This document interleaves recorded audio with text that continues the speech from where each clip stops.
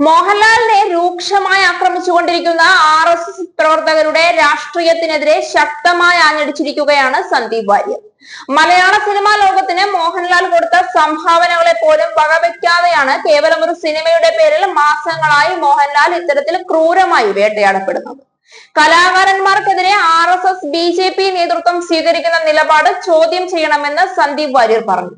ഇന്നലെ ഒറ്റ ദിവസം കൊണ്ട് മാത്രം 3 കലാകാരന്മാരെ അവർ രാജ്യദ്രോഹികളാക്കി പ്രഖ്യാപിച്ചു. എന്താണ് വേടൻ ചെയ്ത തെറ്റ് എന്ന് ചോദിച്ച സന്ദീപ് വാര്യർ മോഹൻലാലിനും അഖിൽ മാരാർക്കുമെതിരെ സംഘപരിവാർ നേതൃത്വം നിലപാടെടുക്കുന്നതിനെയും വിമർശിച്ചു.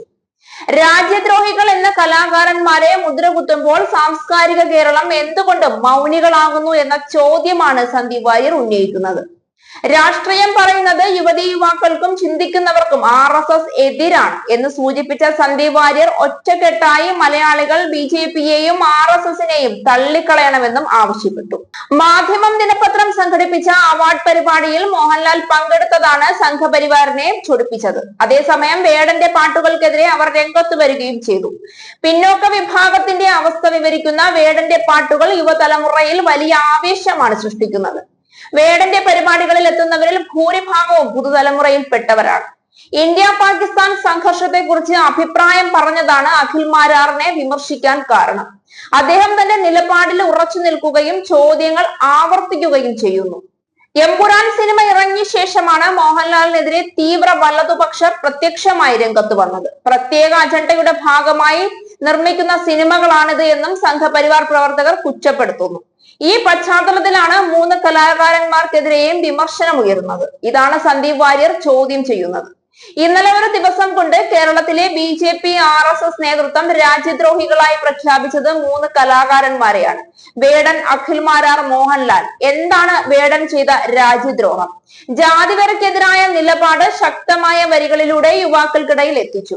അവരത് ഏറ്റെടുത്തു. സംഘപരിവാറിന് സഹിച്ചില്ല. സ്വാഭാവികമായും ഇഷ്ടമല്ലാത്തവരെ രാജ്യദ്രോഹികളായി പ്രഖ്യാപിക്കുന്ന ചടങ്ങിൽ വെച്ച് വേടനെയും അവർ രാജ്യദ്രോഹിയായി പ്രഖ്യാപിച്ചു.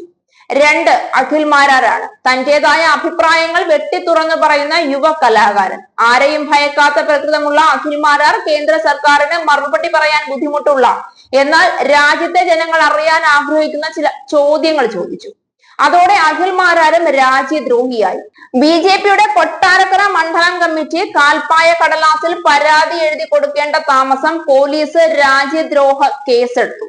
3 മോഹൻലാലാണ്. മലയാളികളുടെ പ്രിയപ്പെട്ട ലാലേട്ടൻ മാധ്യമം പത്രത്തിന്റെ ഒരു അവാർഡ് ദാന ചടങ്ങിൽ പങ്കെടുത്തതാണ് രാജ്യദ്രോഹിയായി പ്രഖ്യാപിക്കാൻ കാരണം.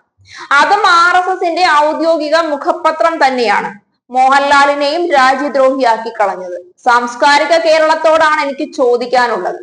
കേരളത്തിലെ 3 കലാകാരന്മാരെ പൊതുസമൂഹം ഇഷ്ടപ്പെടുന്ന 3 പേരെ സംഘപരിവാർ രാജ്യദ്രോഹികൾ എന്ന മുദ്രകുത്തി വേട്ടയാടുമ്പോൾ നിങ്ങൾക്ക് എങ്ങനെ മൗനമായിരിക്കാൻ സാധിക്കുന്നു? മലയാളി യുവതി യുവാക്കളോടാണ് എനിക്ക് പറയാനുള്ളത്. BJPയും RSSും ചിന്തിക്കുന്ന യുവതി യുവാക്കൾക്കെതിരാണ്.